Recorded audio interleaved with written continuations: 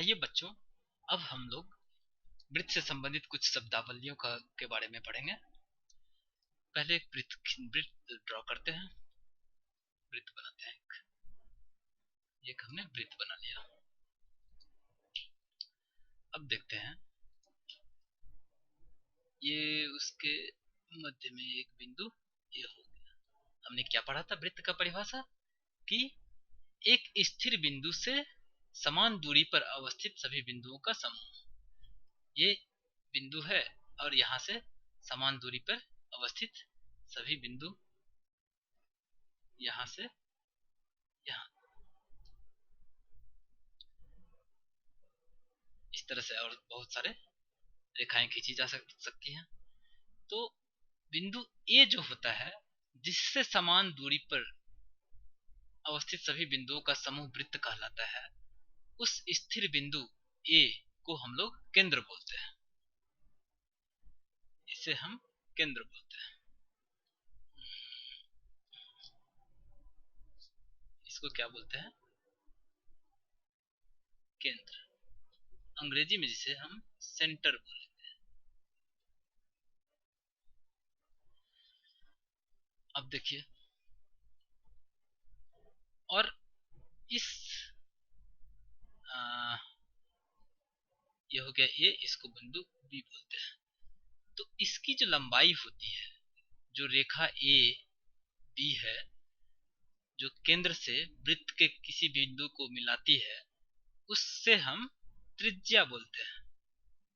इसे हम त्रिज्या बोलते हैं। इसको क्या बोलते हैं? त्रिज्या।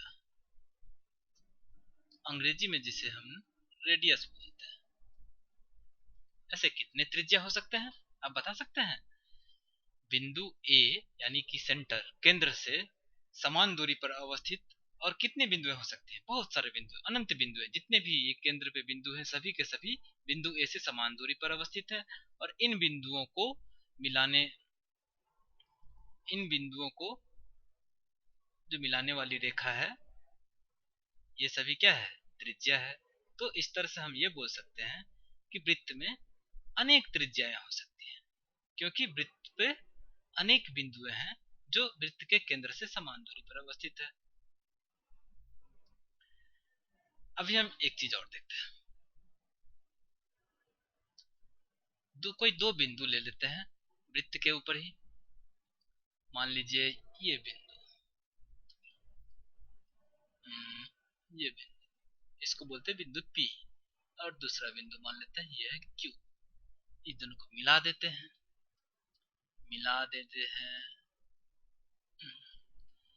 तो रेखा P और Q, रेखा PQ, जो बिंदु P और Q वृत्त पर अवस्थित है, को मिलाने से जो रेखाखंड बनता है, रेखाखंड PQ, इसे हम जीवा बोलते हैं। इसे हम जीवा बोलते हैं। अंग्रेजी में जिसे कोड बोला जाता है, CHORD। इस तरह से अनेक जीवा हो सकते हैं। बहुत सारे रेखाएं हो सकती हैं जो वृत्त के कोई दो बिंदु को मिला सकता है। ये भी जीवा हो गया, ये भी एक जीवा हो गया, ये भी एक जीवा हो गया। इस तरह से अनेक जीवाएं खींची जा सकती हैं। आइए अब हम बेहतर समझने के लिए दूसरा वृत्त बना लेते हैं।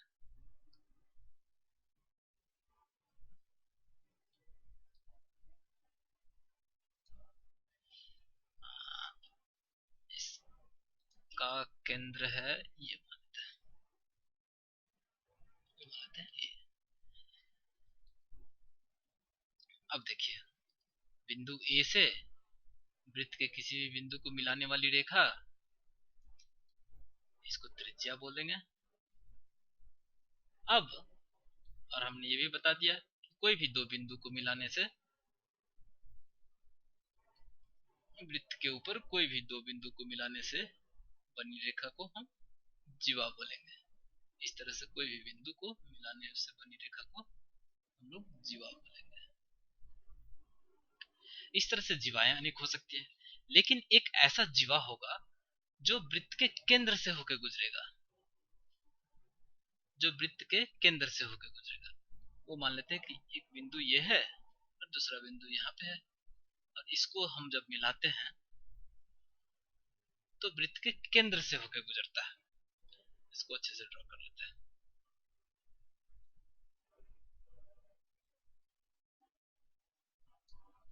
ये रेखा वृत्त के केंद्र से होकर गुजर रहा है।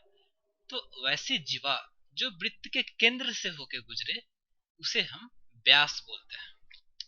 एक अच्छे से और ड्रॉ कर लेते हैं।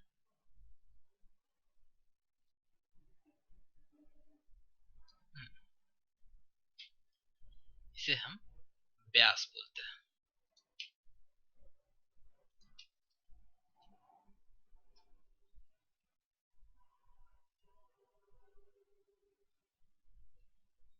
अब जिसको अंग्रेजी में डायामीटर बोला जाता है। अभी आप यहाँ पे देख सकते हैं कि ऐसे अनेक रेखाएं हो सकते हैं जो वृत्त के केंद्र से होकर गुजरे। तो इस तरह से हम ये बोल सकते हैं कि वृत्त के अनेक व्यास हो सकते हैं। और एक चीज यहाँ पे गौर करने की बात है कि त्रिज्या है वो भी वृत्त के केंद्र से वृत्त को मिलाती है, और जो व्यास है वो भी केंद्र से मिलता है। अभी आप देखिए यहाँ पे एक चीज और,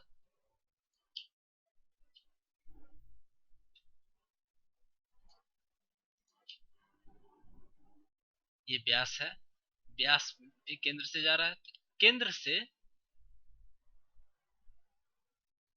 वृत्त तक की दूरी, उसी तरह से केंद्र से वृत्त तक की दूरी, चूंकि त्रिज्या है ये सभी समान होंगे।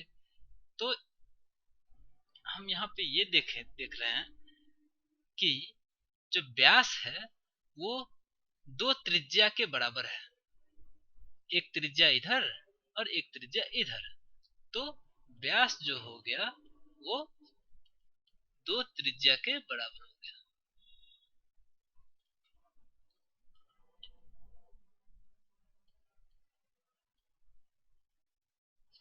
अगर हम व्यास को d से सूचित करेंगे, d फॉर डायमीटर, और त्रिज्या को रेडियस से सूचित r से सूचित करेंगे r, तो d is equal to 2r होगा।